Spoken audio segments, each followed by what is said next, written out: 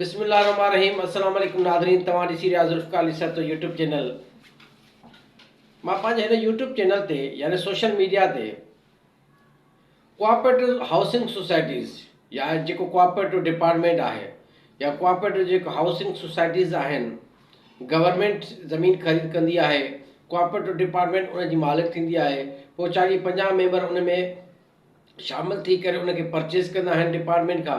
बुनियादी founder member जेके हूंदा आहिनि उनखे फाउंडर मेंबर चयो वेंदो आहे, जेके बोनाफाइड मेंबर बि असां तस्वर कंदा आहियूं। लेकिन बुनियादी मेंबर या जेको फाउंडर मेंबर जेको उन शइ जो वजूदु आणे, बोनाफाइड मेंबर जो तस्वर कानून जे मूजिबि इहो सम्झो वेंदो आहे त पहिरीं दफ़ो जेकॾहिं कंहिंखे प्लाट मिले, पहिरियों दफ़ो इन सोसाइटी जे अंदरि पहिरियों मालिक जेको हूंदो आहे उहो बोनाफाइड मेंबर तस्वर कयो वेंदो आहे। उनखे बोनाफाइड माना पहिरियों मालिक आहे उहो। उनखां बाद में जेको ॿियो मालिक या टियों मालिक चोथों मालिक जीअं तब्दील थींदो वेंदो उन प्लाट जे हवाले सां, उनखे असां एसोसिएट मेंबर चवंदा आहियूं, जंहिंखे परचेज़र चवंदा आहियूं। अलाटी जेको हूंदो, जेको फर्स्ट अलाटी हूंदो, पहिरियों मालिक हूंदो, he will be called a bona fide member, allottee. ऐं उनखां बाद में जेको परचेस कंदो वेंदो, पहिरियों मालिक, ॿियो मालिक, टियों मालिक जेको तब्दील थींदो, उनखे असां एसोसिएट मेंबर चवंदा आहियूं, जंहिंखे परचेज़र चवंदा आहियूं। First purchaser, second purchaser, third purchaser. यानी फाउंडर मेंबर जे हवाले सां तव्हांखे सम्झ में अची त जिन सोसाइटीअ जो बुनियादु विधो। हाणे बुनियादु स्विगेस कोऑपरेटिव हाउसिंग सोसाइटी जे हवाले सां जेतिरे क़दुरु ॻाल्हि कयूं त स्विगेस कोऑपरेटिव हाउसिंग सोसाइटी जेका एग्जीक्यूटिव आहे उहा उन स्विगेस जे ऑफिसरनि ते मुश्तमिल ऑफिसरनि, कुझु ऑफिसरनि उनजो बुनियादु विधो, जंहिंजो बुनियादु गुल हसन मेमन साहब उनजो फाउंडर मेंबर आहे। हाणे जीअं बुनियादु विधो या जिन दोस्तनि बुनियादु विधो उन्हनि दोस्तनि या स्विगेस जे ऑफिसरनि जी मुकमल लिस्ट पहिरीं ऑडिट रिपोर्ट में आहे। सभु दोस्त स्विगेस कोऑपरेटिव हाउसिंग सोसाइटी में जेके रहनि था, जिन जा प्लाट पढ़ी सघनि था त कहिड़ा कहिड़ा दोस्त बुनियादी मेंबर हुया, माना देवर फाउंडर मेंबर्स ऑफ दी स्विगेस एग्जीक्यूटिव कोऑपरेटिव हाउसिंग सोसाइटी। उनखां बाद में कानून जे मूजिबि जेकॾहिं उन्हनि बुनियादी मेंबरनि हिकु प्लाट जेको उन्हनि खे मिलियो उहो खपायो, उहो पंहिंजो सेल कयो, त ॿियो प्लाट उन एग्जीक्यूटिव यानी गैस जे ऑफिसर खे अलॉट थी नथो सघे।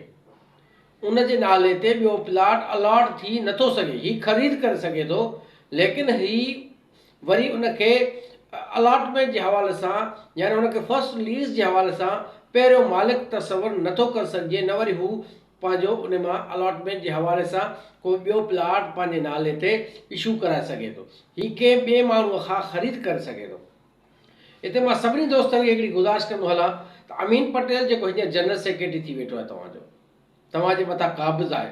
कुझु दोस्त हुनखे अॼुकल्ह हुनजी तमामु बहितरीन वेझड़ाई जे करे हुनखे हर प्लेटफॉर्म ते, सोशल मीडिया ते या पंहिंजे व्हाट्सएप ग्रुपनि जे अंदरि हुनजी ज़ाहिरी तौर ते पंहिंजे एबनि खे लिकाइण जे हवाले सां तव्हां ई असांखे सच ॿुधाइण खां किनारा कशी कंदे हुनखे कंहिं न कंहिं हद ताईं तव्हां ॾिसंदो त हुनखे फेवरिज़म जो हिकिड़ो तस्वर ॾियण जी कोशिशि कई वई आहे त इलेक्शन खे छॾे ॾियो, इलेक्शन त बाद में थींदी, लिस्टूं ठारायूं वयूं आहिनि, लिस्टूं ठहनि, लिस्ट केरु ठाहींदो। चोर खे जेकॾहिं चइबो, ॿिले खे जेकॾहिं चइबो त हीअ तूं खीर जी रखवाली कर, त ॿिलो खीर जी रखवाली कंदो या उन ॿिलो उन खीर खे लुॿे छॾींदो, ख़राबु करे छॾींदो। त हिन मैनेजमेंट जे हूंदे उन रिकॉर्ड जी तस्दीक सही फ़र्क़ केरु करे सघंदो? इहो वाहिद या त डिपार्टमेंट आहे, कमेटी जा 2 मेंबर। कानून छा थो चवे, कोऑपरेटिव जो कानून थो चवे त हिकिड़ो कोऑपरेटिव जो हेड हूंदो, 2 जेके हूंदा उहे सोसाइटी जा 2 मेंबर हूंदा, उहे वेही करे उन रिकॉर्ड जी परख कंदा, रिकॉर्ड जी तस्दीक कंदा त कहिड़ो सही आहे कहिड़ो न आहे सही। 3 मेंबरनि ते मुश्तमिल कमेटी ठहंदी। 3 मेंबरनि ते मुश्तमिल जेके 2 मेंबर हूंदा उहे जेकॾहिं कंहिं कागज़ खे या कंहिं तस्दीक खे दुरुस्त करार ॾींदा या ग़लति करार ॾींदा, उहो फ़ैसिलो मेजॉरिटी में तस्वर कयो वेंदो। अमीन पटेल खे जेको 2007 जे अंदरि प्लाट मिलियो उहो हुन पंहिंजो सेल करे छॾियो, खपाए छॾियो। हाणे हुनजो प्लाट नंबर 2/1 जेको आहे उहो हुन जे नाले ते आहे। कंहिं बि दोस्त इन शइ जी का इंक्वायरी या इन्वेस्टिगेशन आसान तरीक़ो आहे, तव्हां करे सघो था त ही उहो पंहिंजो प्लाट कंहिंखां ख़रीद करे थो, कंहिंखां अलॉटमेंट चाहे न डायरेक्ट अलॉटमेंट कराई आहे, चाहे न ख़रीद कयो आहे। 2007, 8, 9, 10 में जॾहिं हुन खां पाए छॾियो, हुन नओं प्लाट उहो ख़रीद कयो, कॾहिं उहो हुन ख़रीद कयो, कॾहिं हुनखे अलॉटमेंट मिली।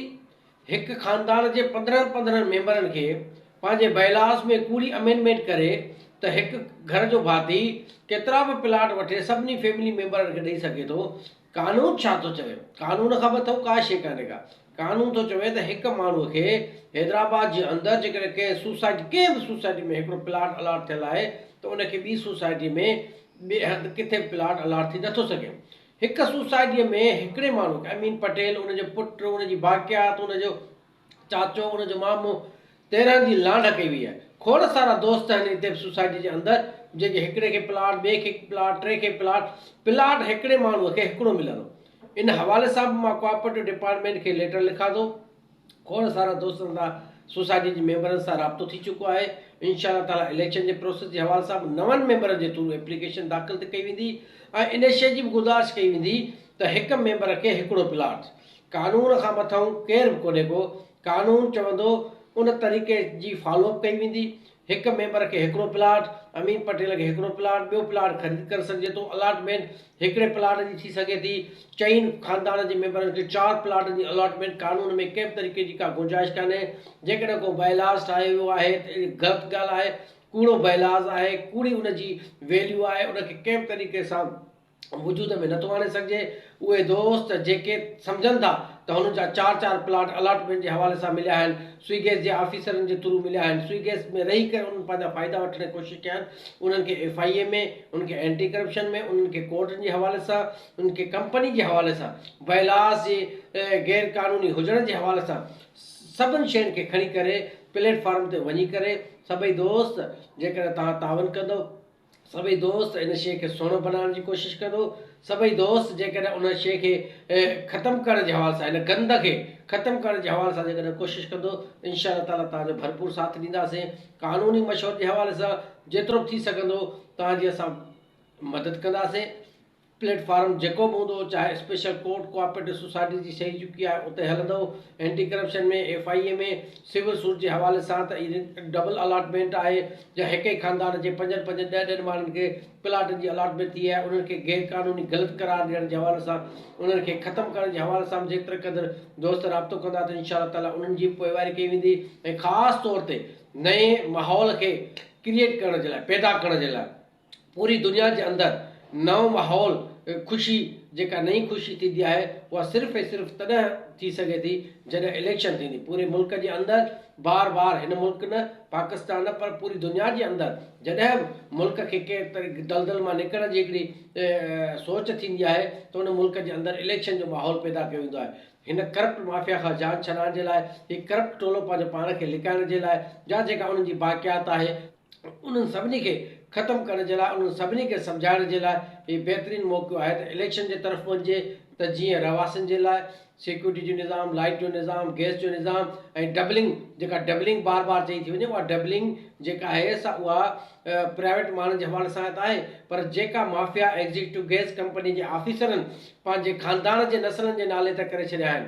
पंहिंजे जेके दोस्त सम्झनि था, घणा दोस्त सम्झनि था त उन्हनि जे ख़ानदान खे 5 4 3 प्लाट जेके ॾिना विया आहिनि, उन्हनि सभिनी जो इंसाफ़ कयो वञे, उन्हनि सभिनी खे कटड़े में आंदो वञे त तव्हांजो हिकिड़े ख़ानदान खे हिकिड़ो प्लाट मिलंदो। ईअं कोन्हे त तव्हां गैस जा ऑफिसर हो त तव्हां 13 प्लाट वठी छॾियो, 4 प्लाट वठी छॾियो। इहो कंहिं बि तरीक़े सां क़ाबिल बर्दाश्त कोन्हे को। गैर क़ानूनी अमल आहे, ग़लति अमल आहे, उनजे ख़िलाफ़ु आवाज़ु उठाइणु खपे। तव्हां सां हर लम्हे हर वक़्तु गॾु आहियूं। तव्हांजो साथ इंशाअल्लाह ताला जेकर रहियो त हिन सोसाइटीअ खे बागो बहार बनाइण में असां बि पंहिंजो जेतिरो थी सघे थो किरदारु अदा कंदासीं।